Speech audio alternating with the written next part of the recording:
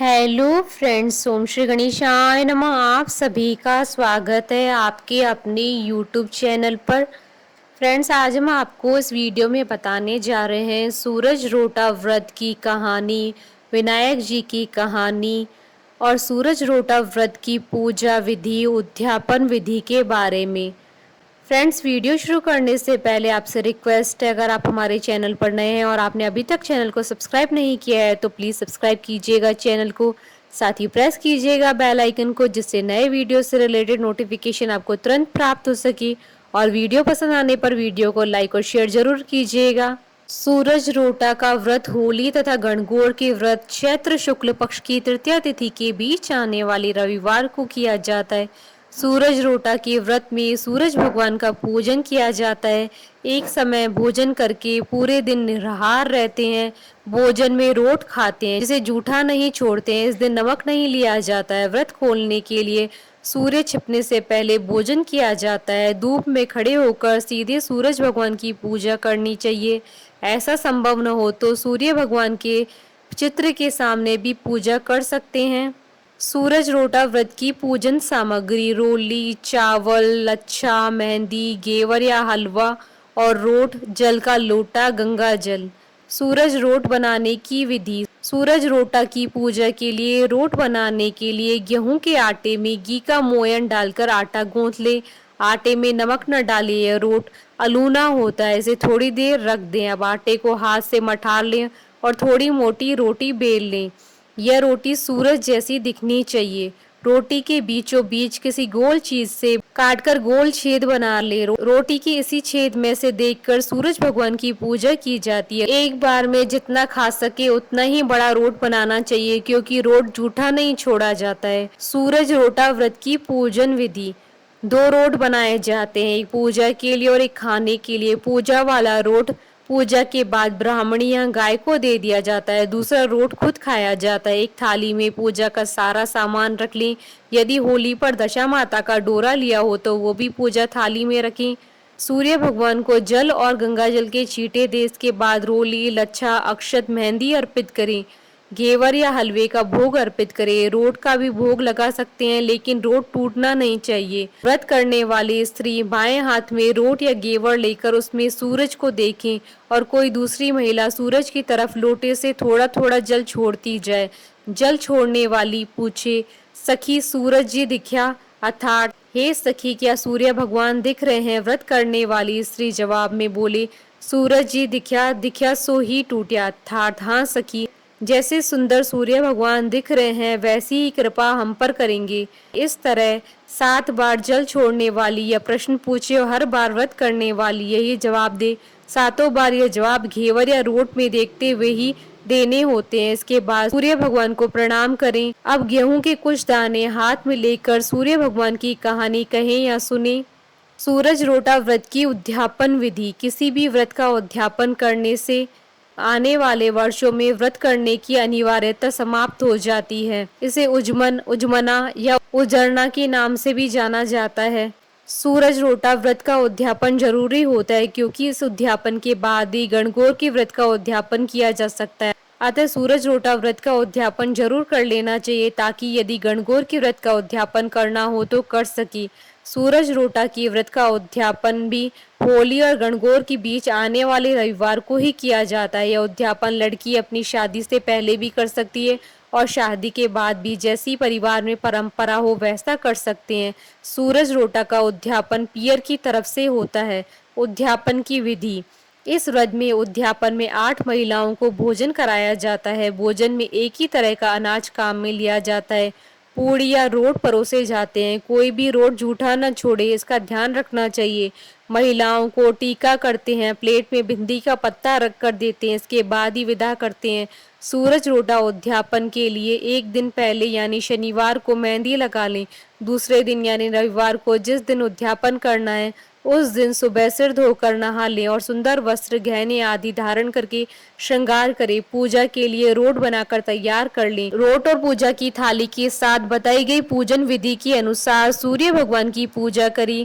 सूर्य भगवान की कहानी सुनिए। इसके बाद 8 महिलाओं को भोजन कराएं। भोजन में रोट या पूड़ी और सब्जी तथा उसके अलावा श्रद्धा के अनुसार भोजन बनाया जा सकता है, लेकिन कोई भी भोजन जूठा न छोड़े, खासकर पूरी या रोट। महिलाएं जब भोजन कर लें तो उन्हें टीका करे, प्लेट में रखकर बिंदी का पत्ता तथा श्रद्धा अनुसार 11 या 21 रुपए रखकर उपहार दे। एक प्लेट में घेवर, बिंदी का पत्ता, रुपए रखकर सासू माँ को पैर छू कर दी।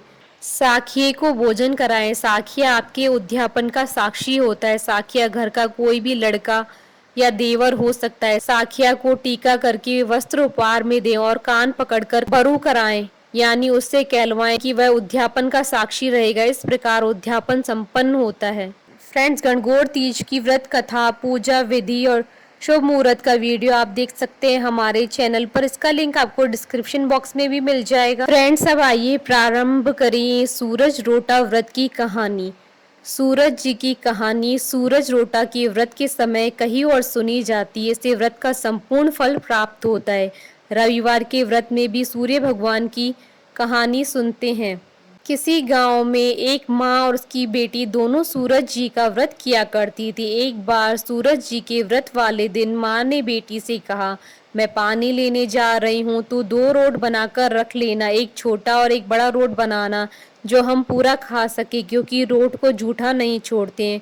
रोट के आटे में नमक मत डालना, यह अलूना होता है। माँ पानी भरने चली गई और बेटी रोट बनाने लगी। तभी सूरज भगवान एक साधु बाबा का वेश बनाकर वहां आए और भिक्षा मांगने लगे। लड़की ने कहा, मेरी माँ का रोट तो बन गया है, पर मेरा रोट बनेगा, उसमें से आपको दूंगी। बाबा ने कहा, जो रोट बन चुका है उसी में से दे दो, नहीं तो मैं जा रहा हूँ।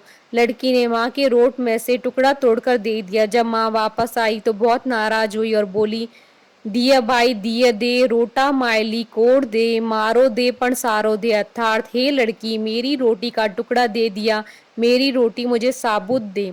वह लड़की को मारने लगी। लड़की डरकर जंगल में भाग गई और एक पेड़ पर चढ़कर बैठ गई। सूरज भगवान ने सोचा, बेचारी लड़की को मेरे कारण घर से निकलना पड़ा, इसलिए उसकी रक्षा मुझे ही करनी पड़ेगी।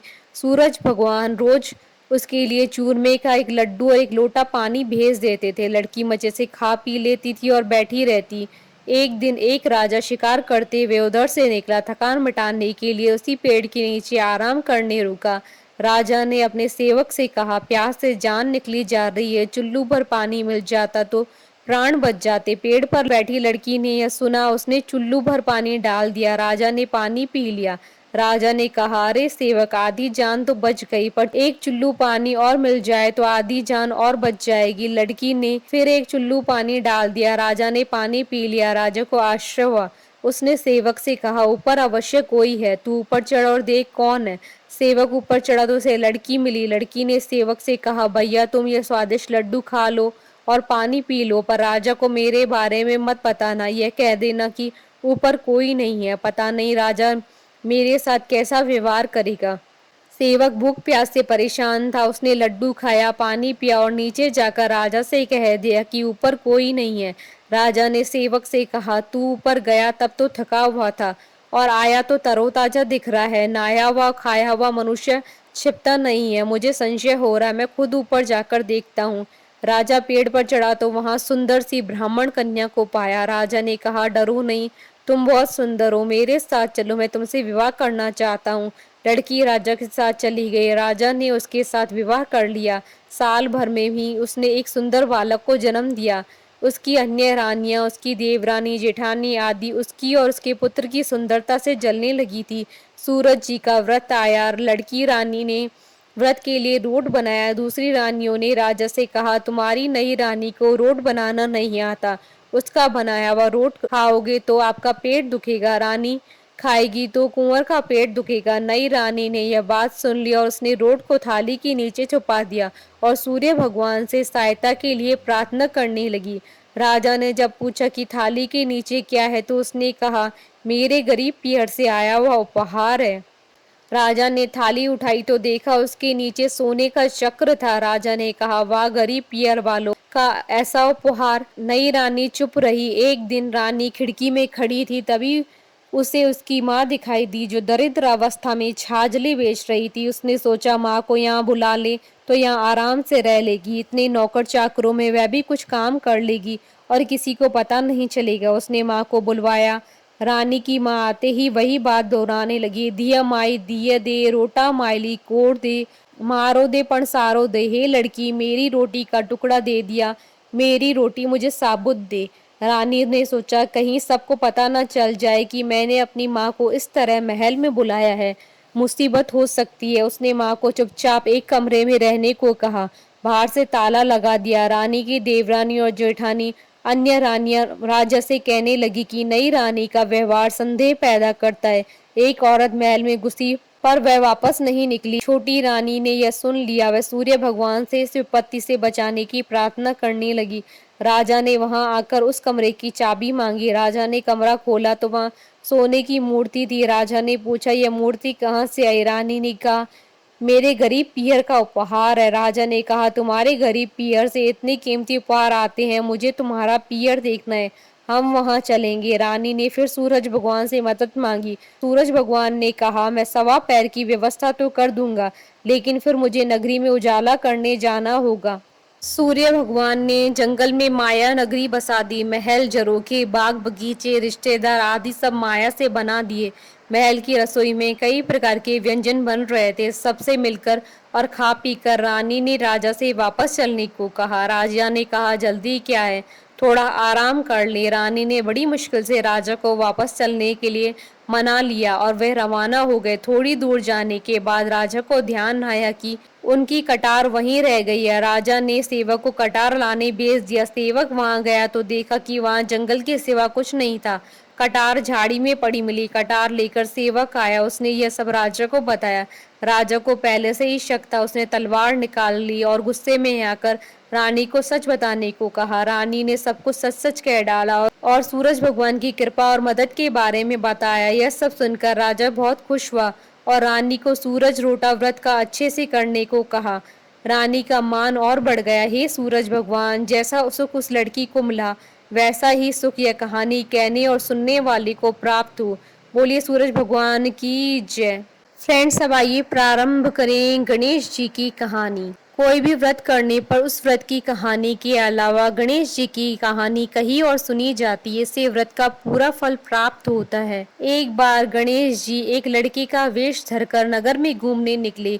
उन्होंने अपने साथ चुटकी भर चावल और चुल्लू भर दूध ले लिया। नगर में घूमते हुए जो मिलता उसे खीर बनाने का आग्रह कर रहे थे। बोलते, माई खीर बना दे। लोग सुनकर हंसते। बहुत समय तक घूमते रहे मगर कोई खीर बनाने को तैयार नहीं हुआ। किसी ने यह समझाया कि इतने से सामान से खीर नहीं बन सकती, पर गणेश जी को तो खीर बनवानी ही थी। अंत में गरीब बूढ़ी अम्मा ने कहा, बेटा चल मेरे साथ, तुझे खीर बनाकर खिलाऊंगी। गणेश जी उनके साथ चले गए। बूढ़ी अम्मा ने उनसे चावल और दूध लेकर एक बर्तन में उबलने चढ़ा दिए। दूध में ऐसा उफान आया कि बर्तन छोटा पड़ने लगा। बूढ़ी अम्मा को बहुत आश्चर्य हुआ, कुछ समझ नहीं आ रहा था। अम्मा ने घर का सबसे बड़ा बर्तन रखा, वो भी पूरा भर गया। खीर बढ़ती जा रही थी, उसकी खुशबू भी चारों तरफ फैल रही थी। खीर की मीठी मीठी खुशबू के कारण अम्मा की बहू के मुंह में पानी आ गया। उसकी खीर खाने की तीव्र इच्छा होने लगी। उसने एक कटोरी में खीर निकाली और दरवाजे के पीछे बैठकर बोली, ले गणेश, तू भी खा, मैं भी खाऊं, और खीर खा ली। बूढ़ी अम्मा ने बाहर गणेश जी को आवाज लगाई, बेटा तेरी खीर तैयार है, आकर खा ले। गणेश जी बोले, अम्मा तेरी बहू ने भोग लगा लिया, मेरा पेट तो भर गया, खीर तू गांव वालों को खिला दे। बूढ़ी अम्मा गांव वालों को निमंत्रण देने गई। सब हंस रहे थे। अम्मा के पास तो खुद खाने के लिए कुछ नहीं है, पता नहीं गांव को कैसे खिलाएगी, पर फिर भी सब आए। बूढ़ी अम्मा ने सबको पेट भर खीर खिलाई। ऐसी स्वादिष्ट खीर उन्होंने आज तक नहीं खाई थी। सभी ने तृप्त होकर खीर खाई, लेकिन फिर भी खीर खत्म नहीं हुई, भंडारा भरा ही रहा। हे गणेश जी महाराज, जैसे खीर का भगोना भरा रहा, वैसे ही हमारे घर का भंडार भी सदा भरे रखना। बोलिए गणेश जी महाराज की जय। हमारे साथ इस वीडियो में अंत तक बने रहने के लिए आपका धन्यवाद। ओम श्री गणेशाय नमः।